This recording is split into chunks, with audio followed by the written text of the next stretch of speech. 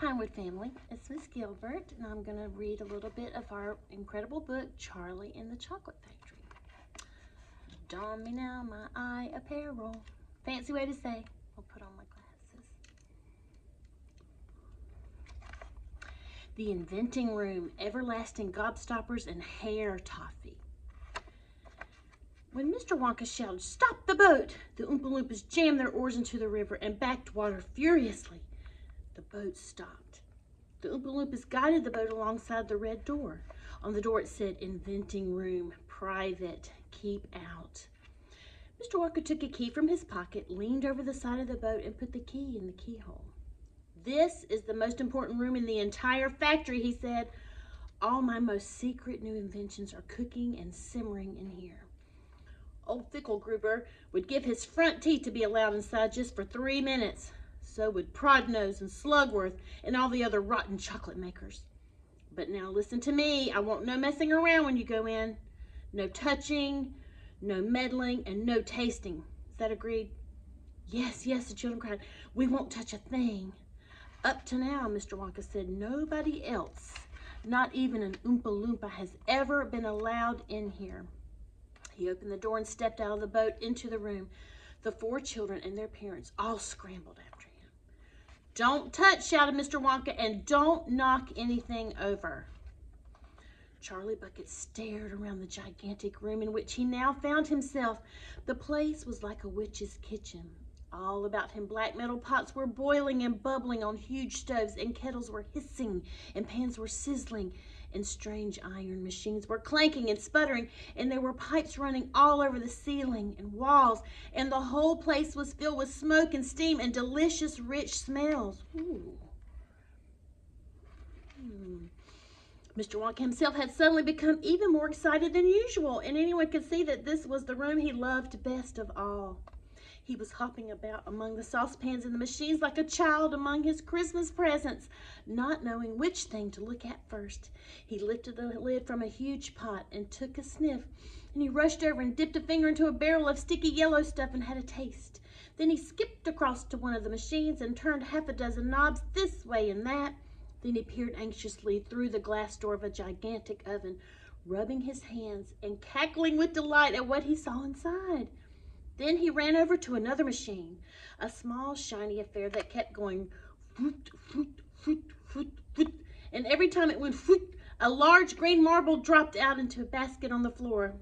At least it looked like a marble. "Everlasting Gobstoppers," cried Mr. Wonka proudly. "They're completely new. I'm inventing them for children who are given very little pocket money. You can put an everlasting gobstopper in your mouth and you can suck it and suck it and suck it and suck it and suck it and suck it. Will never, ever get any smaller." "It's like gum," cried Violet Beauregard. "It's not like gum," Mr. Wonka said. "Gum is for chewing, and if you tried chewing one of these gobstoppers here, you'd break your teeth off. But they taste terrific, and they change color once a week, and they never get any smaller. They never disappear, never. At least I don't think they do. There's one of them being tested this very moment in the testing room next door. And Oompa Loompa is sucking it. He's been sucking it for very nearly a year now without stopping, and it's just as good as ever. Now, over here," Mr. Wonka went on, skipping excitedly across the room to the opposite wall, "over here I am inventing a completely new line in toffees." He stopped beside a large saucepan. The saucepan was full of thick, gooey, purplish treacle, boiling and bubbling. By standing on his toes, little Charlie could see inside it. "That's hair toffee," cried Mr. Wonka.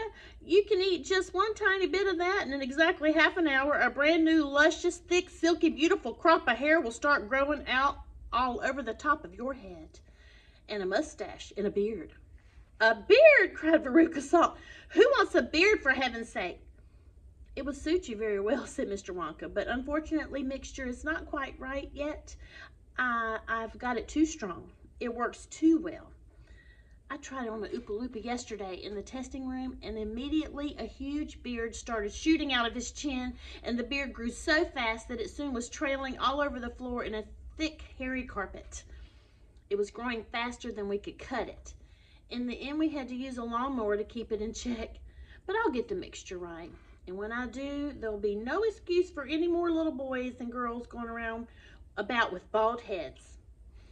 But Mr. Wonka, said Mike TV, little boys and girls never do go about with it. Don't argue, my dear child. Please don't argue, cried Mr. Wonka. It's such a waste of precious time. Now over here, if you will all step this way, I will show you something I am terrifically proud of. Oh, do be careful. Don't knock anything over. Stand back. The Great Gum Machine. Mr. Wonka led the party over to a gigantic machine that stood in the very center of the inventing room. It was a mountain of gleaming metal that towered high above the children and their parents.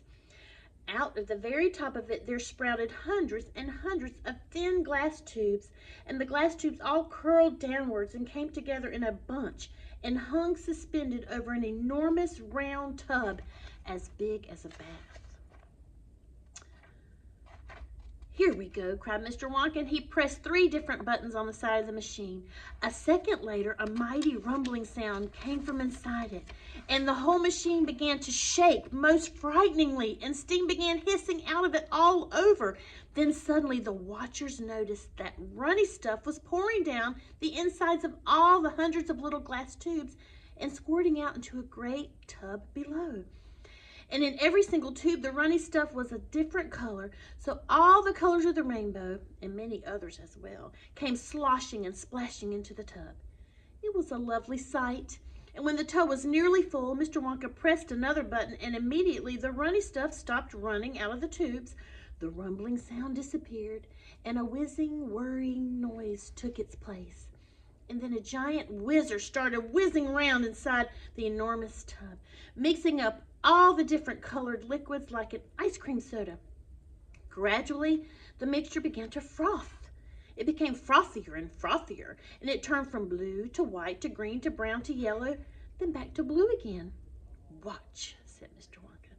Click went the machine, and the whizzer stopped whizzing. And now there came a sort of sucking noise, and very quickly all the blue frothy mixture in the huge basin was sucked back into the stomach of the machine. There was a moment of silence. Then a few queer rumblings were heard. Then silence again. Then suddenly the machine let out a monstrous, mighty groan, and at the same moment a tiny drawer, no bigger than the drawer in a slot machine, popped out of the side of the machine, and in the drawer there lay something so small and thin and gray that everyone thought it must be a mistake. The thing looked like a little strip of gray cardboard. The children and their parents stared at the little gray strip lying in the drawer. You mean that's all? Said Mike TV, disgusted. That's all, answered Mr. Wonka, gazing proudly at the result. Don't you know what it is? There was a pause. Then suddenly, Violet Beauregard, the goofy gum-chewing girl, let out a yell of excitement. By gum, it's gum, she shrieked, and it's a stick of chewing gum. Right you are, cried Mr. Wonka, slapping Violet hard on the back. It's a stick of gum. It's a stick of the most amazing and fabulous and sensational gum in the world. That's it. Enjoy this book, Pinewood family. See you soon.